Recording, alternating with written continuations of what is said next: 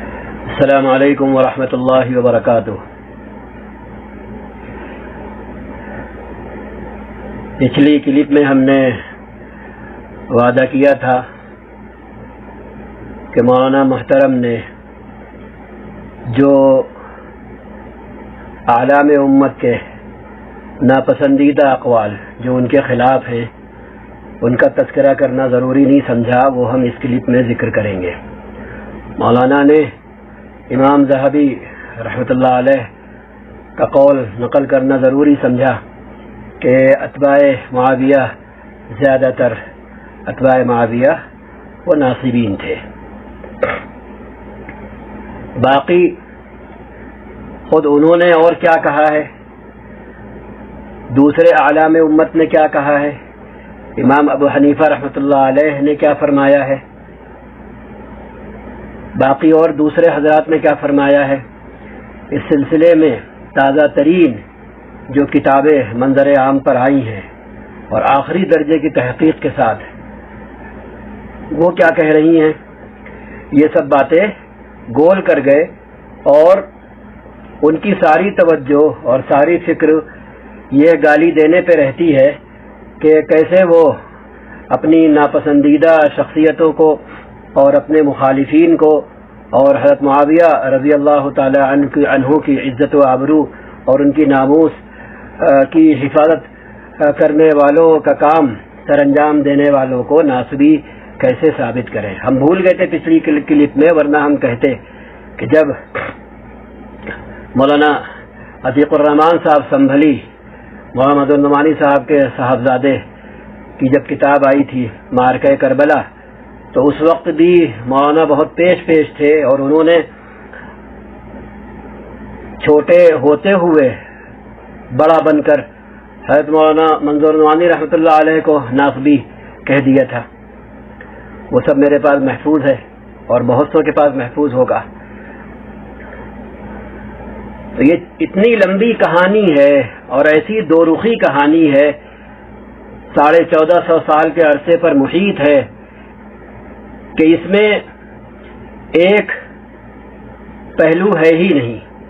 اسی لیے ہمیں اچھی طرح یاد ہے جب ہم نے فضیلت میں عالم بننے کے بعد اس طرف رخ کیا اور تھوڑا بہت پڑھنا چاہا، تو ہمارے دل کی جو حالت ہوئی تو ہم نے اپنے دل کی پکار سنی اور ہم نے اجماع امت کے اس فیصلے پر عمل کیا کہ مشاجرات صحابہ کے بارے میں خاموشی اختیار کرو۔ تو خاموشی کی سب سے اچھی شکل ہے کہ نہ ادھر کی پڑھو نہ ادھر کی پڑھو، جو فضائل اور منقبت کتب حدیث میں مذکور ہیں انہی پر اکتفا کرو، باقی کتب تواریخ کی طرف ہرگز رخ نہیں کرو، کیونکہ وہاں تم ایک کو گالی دیتے دیکھو گے، دوسرے کو تعریف کرتے دیکھو گے، ایک کو کچھ کہتے دیکھو گے، دوسرے کو کچھ کہتے سنو گے۔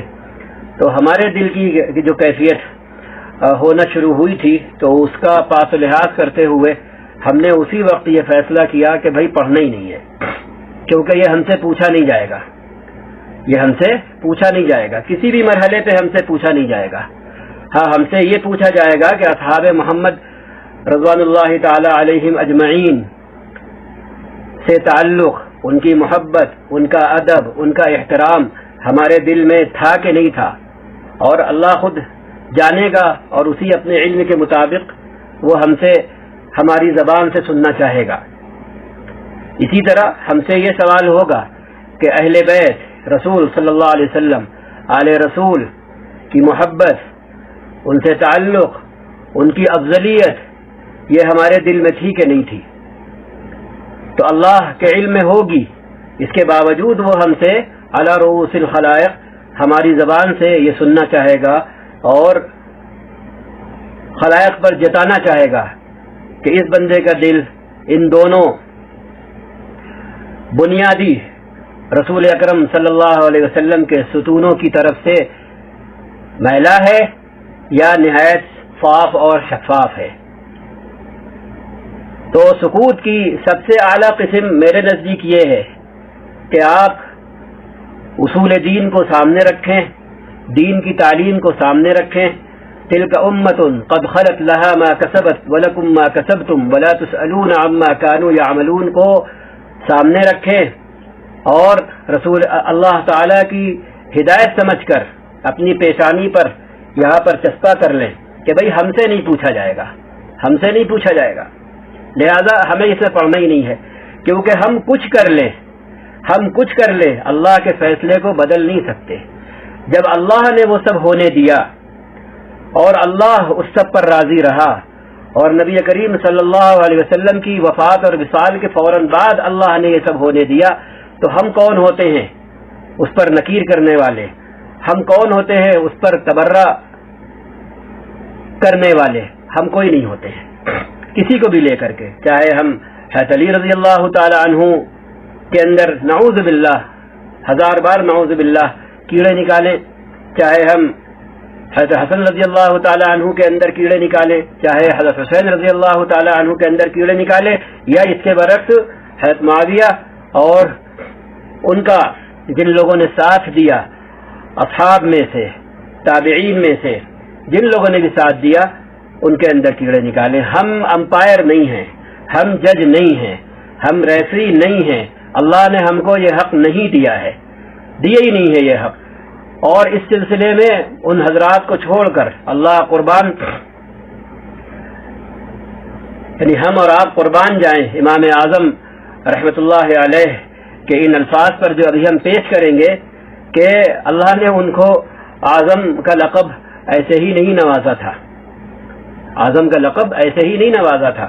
انہوں نے وہ بات کہہ دی جو عین اس آیت کی تفسیر ہے اور تشریح ہے. تلک امۃ قد خلت لها ما کسبت ولکم ما کسبتم ولا تسألون عما كانوا يعملون.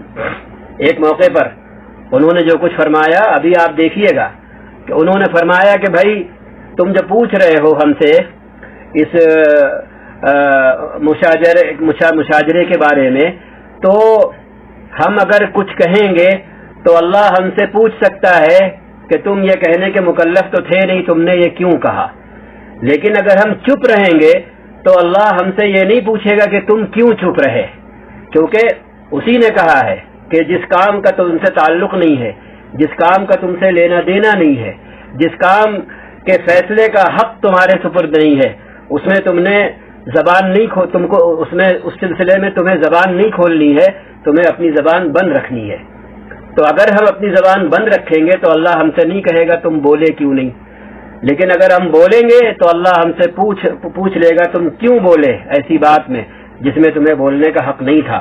اور ہمارے لیے یہی بہتر ہے کہ جو کام ہمارے سپرد ہیں اور جن کاموں کے ہم مکلف ہیں ہم اپنے آپ کو ان میں مشغول رکھیں.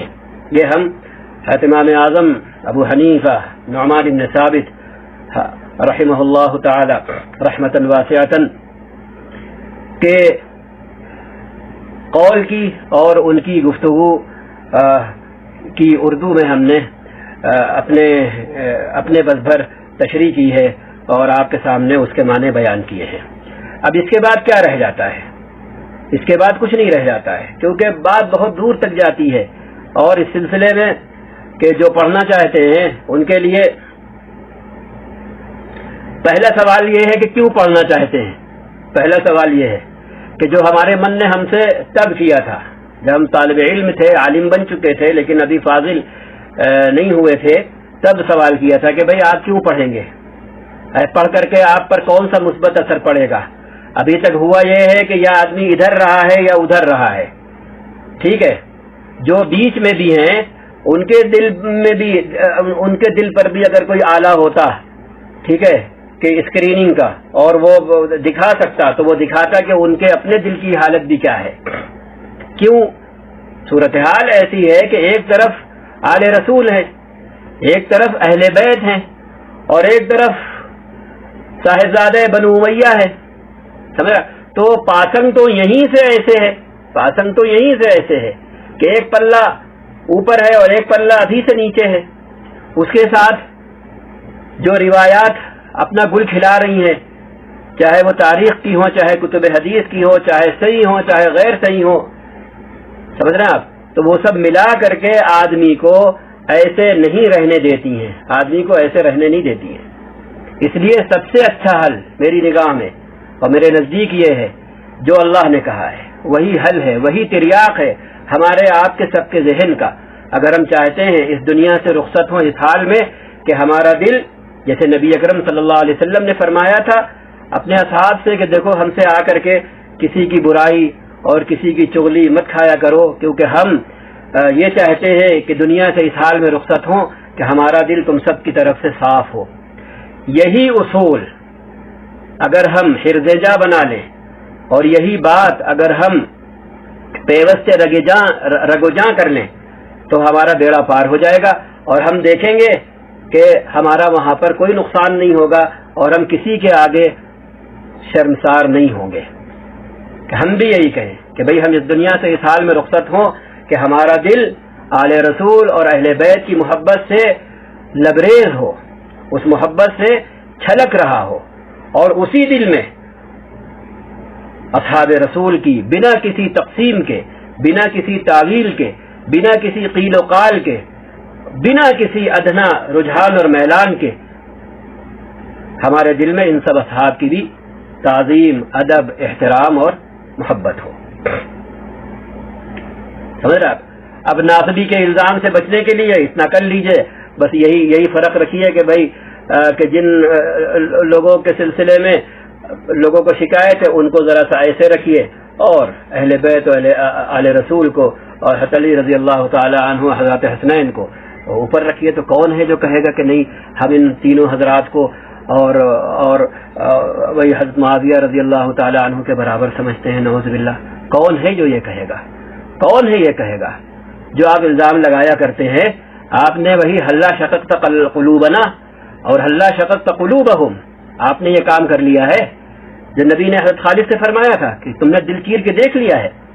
تو اگر وہی ناموس کی حفاظت کرنا نام ناصبیت کا ہے تو پھر اس کا جواب مولانا خود آپ کو دینا ہے، اور آپ سے یہی سوال ہوگا وہاں پر کہ اللہ میاں کہ مولانا کو کھڑا کریے اور ان سے پوچھئے کیا انہوں نے ہم لوگوں کے دل چیر کر دیکھ لیے تھے؟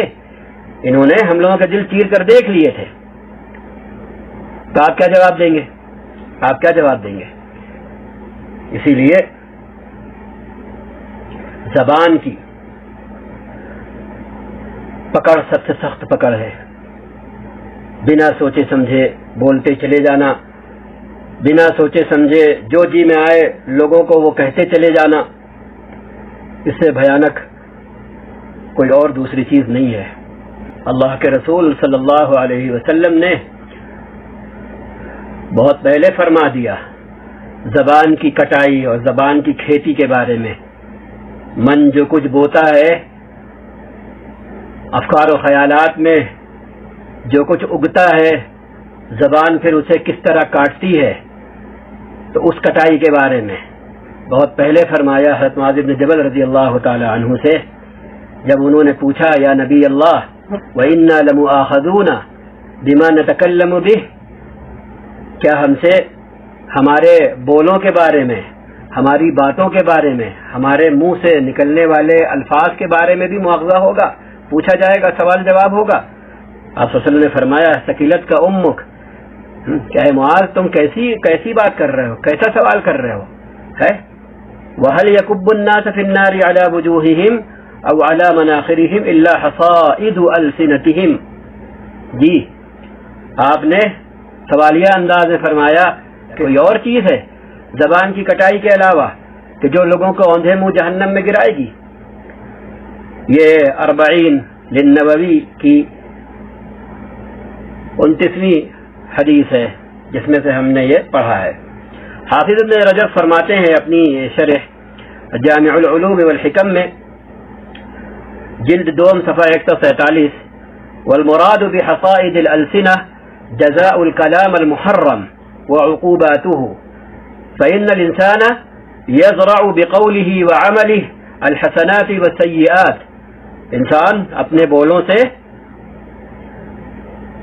اچھی کھیتی کرتا ہے، نیکیوں کی کھیتی کرتا ہے یا برائیوں کی کھیتی کرتا ہے۔ ثم يحصد يوم القيامة ما زرع، اور قیامت کے دن جو کچھ اس نے بویا ہے اچھا یا برا اسے وہ کاٹے گا۔ فمن زرع خيرا من قول او عمل حصد الکرامہ، حصد الکرامہ، عزت شرف وہ کمائے گا اس دن، کاٹے گا۔ ومن زرع شرا من قول او عمل، اور جس نے قول و عمل سے شر کی بوائی کی ہوگی، شر کی کھیتی کی ہوگی، تو حصد غدا الندامہ، تو اس دن جس دن یوم لا ينفع مال ولا بنون الا من اتى اللہ بقلب سلیم، تو جب قلب سلیم نصیب نہیں ہوگا تو ظاہر سی بات ہے کھیتی بھی پھر سلیم نہیں ہوگی اور سلامت بھری نہیں ہوگی۔ آدمی اس دن ندامت ندامت ندامت کی کٹائی کرے گا۔ اللہ ہمیں اس سے محفوظ رکھے اور ان چیزوں میں پڑھنے سے محفوظ رکھے جن سے اللہ تعالیٰ نے ہمیں منع کیا ہے۔ اور سب سے بڑھ کر اس ممانعت کا اطلاق اسی سلسلے میں ہوتا ہے جہاں ہم خواہ مخواہ چلے، ذرا دیر کے لیے تصور کر لیجئے، ایسے ہی حقیقت تک رسائی حاصل کرنے کے لیے، سچ جاننے کے لیے، بنا کسی دل کے اندر میل کچیل پیدا کیے ہوئے کسی ایک طرف، صرف اسی غرض سے آدمی سوچے کہ لاؤ پڑھیں ذرا، تو جب وہاں پر کوئی ایک پہلو طے ہے ہی نہیں، ایک پہلو طے نہیں ہے، کیونکہ وہ سب برابر تھے، وہ سب اصحاب محمد تھے صلی اللہ علیہ وسلم، ان کو ہم سے اور آپ سے زیادہ اہل بیت کا اور آل رسول کے حقوق کا پتہ تھا، ان کو ہم سے آپ سے زیادہ پتہ تھا کہ ان کی عزت اور ان کا احترام کیسے کرنا ہے۔ تو فرق مراتب جو آج ہم چھٹبھئیے ہو کر کے اور آج کے لوگوں کو اور اولین کو اور سلف کو سکھاتے ہیں، تو یہ بالکل وہی والی بات ہے، خود اپنے منہ میاں مٹھو بننا۔ تو اللہ تعالیٰ ہمیں اس سے محفوظ رکھے۔ اب چلیے بنا کسی مزید گفتگو کے امام صاحب رحمۃ اللہ علیہ کا قول ملاحظہ فرماتے ہیں۔ علامہ ابن حجر مکی رحمۃ اللہ علیہ اپنی کتاب الخیرات الحسان صفحہ 57 میں پر امام حنیفہ رحمۃ اللہ علیہ کے بارے میں لکھتے ہیں، سئل الامام ابو حنیفہ رحمہ اللہ عن علی ومعاویہ رضی اللہ عنہما وقتل صفین فقال اخاف على الله ان اقدم بشيء يسألني عنه ولو سكت لم اسأل عنه بل عما كلفت به فالاشتغال به اولى۔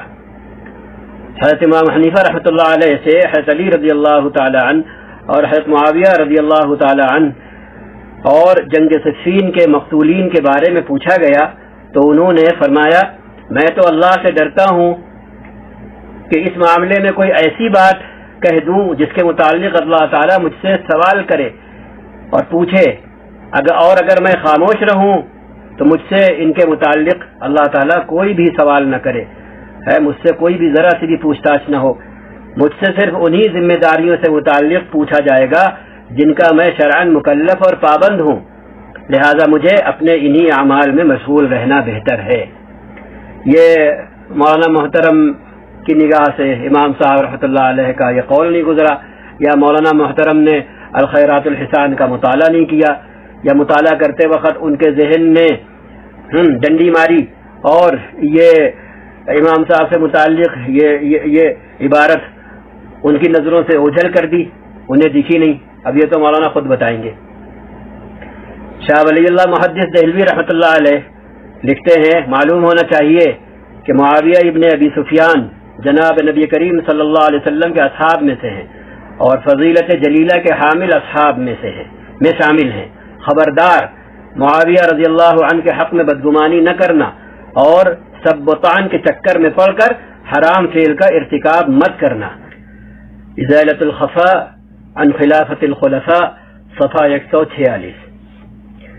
اسی طرح علامہ ابو حامد محمد بن محمد غزالی رحمۃ اللہ علیہ فرماتے ہیں، وما جرى بين معاوية وعلي رضي الله عنهما كان مبنيا على الاجتهاد ولا منازعة من معاوية في الإمامة، اسے انڈر لائن کرے، ولا منازعة من معاوية في الإمامة۔ سیدنا معاویہ اور سیدنا علی رضی اللہ تعالی عنہما کے باہمی اختلافات اجتہاد پر مبنی تھے۔ سیدنا معاویہ رضی اللہ تعالی عنہ کی طرف سے امامت اور خلافت کا کوئی تنازع نہیں تھا۔ احیاء علوم الدین جلد 1 صفحہ 115۔ جی اب یہ امام ابو الحسن علی بن اسماعیل اشعری رحمۃ اللہ علیہ کے الفاظ اور ان کی عبارت ملاحظہ فرمائیں۔ یہ بھی مولانا محترم کی نگاہوں سے ابھی تک اوجھل رہی ہے اور یہ کلمات بھی اوجھل رہے ہیں۔ انہوں نے آج تک پڑھا ہی نہیں ہے امام ابو الحسن علی بن اسماعیل اشعری رحمۃ اللہ علیہ کو۔ یہ ہم اس بات پر کہہ رہے ہیں کہ جب آپ بات کریں تو پھر دونوں طرف کی بات کریں نا۔ جب آپ امام ذہبی کا قول نقل کریں تو پھر ان کا دوسرا قول بھی نقل کریں، انہی کے ساتھ دوسرے ائمہ کا بھی قول نقل کریں کہ ایک اکیلے امام ذہبی سے آپ کی نیا پار ہو جائے گی۔ ہاں، امام ذہبی آپ کی نیا پار لگا دیں گے، وہ وہاں برات کا اظہار نہیں کریں گے، وہ وہاں برات کا اظہار نہیں کریں گے۔ بالکل اسی طرح فَزَيَّلْنَا بَيْنَهُمْ وَقَالَ شُرَكَاؤُهُمْ مَا كُنتُمْ إِيَّانَا تَعْبُدُونَ۔ تو امام ذہبی بھی یہ فرمائیں گے وہاں پہ کہ ہمارا دامن مت پکڑو، ہاں ہم نے کوئی ایک بات نہیں کہی تھی۔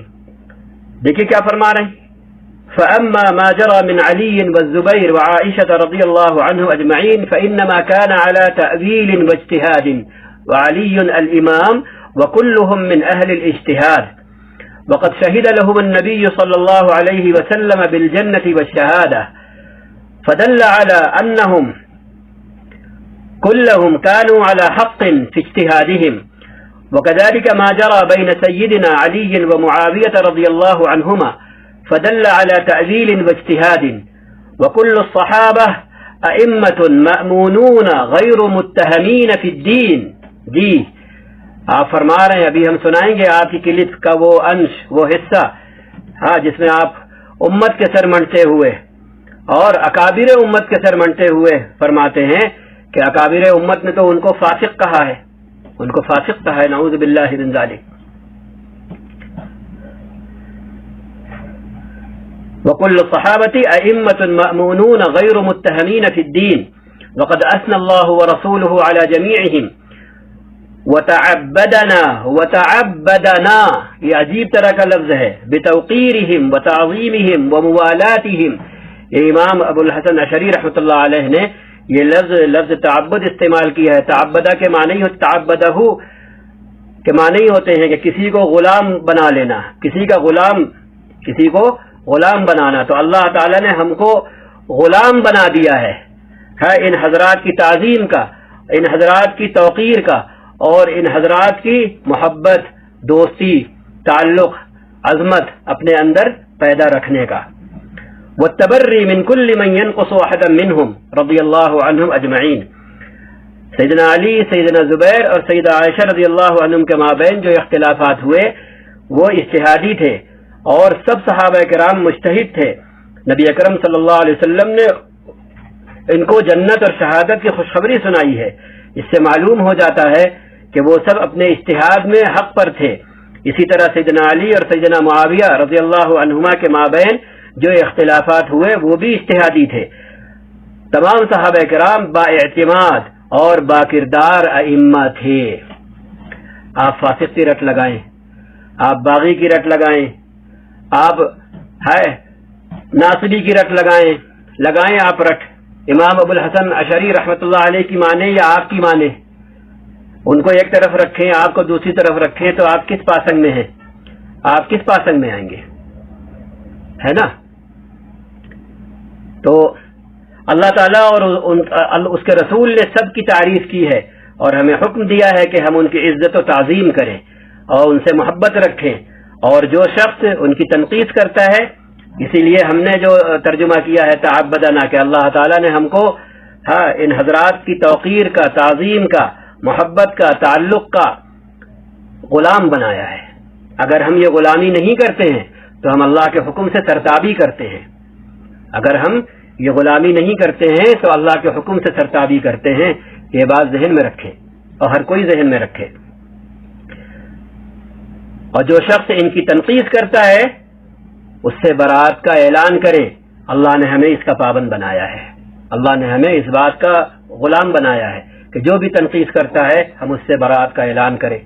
اسی لیے ہم آپ سے بہت چھوٹے ہوتے ہوئے یہ کام انجام دے رہے ہیں، اور صرف کوئی واہواہی کے لیے نہیں، شہرت کے لیے نہیں. یہ ساری چیزیں تو ہم بہت پیچھے چھوڑ آئے کہ انہی سب جھنجھٹوں سے، انہی سب نظاروں سے، انہی سب شکلوں سے جو آج سامنے آ رہی ہیں کہ ہمیں نسبت بھی حاصل ہے. ہم حسنی بھی ہیں، ہم حسینی بھی ہیں، ہم سید بھی ہیں، ہم سادات بھی ہیں، ہم چنی اور چنا بھی ہیں.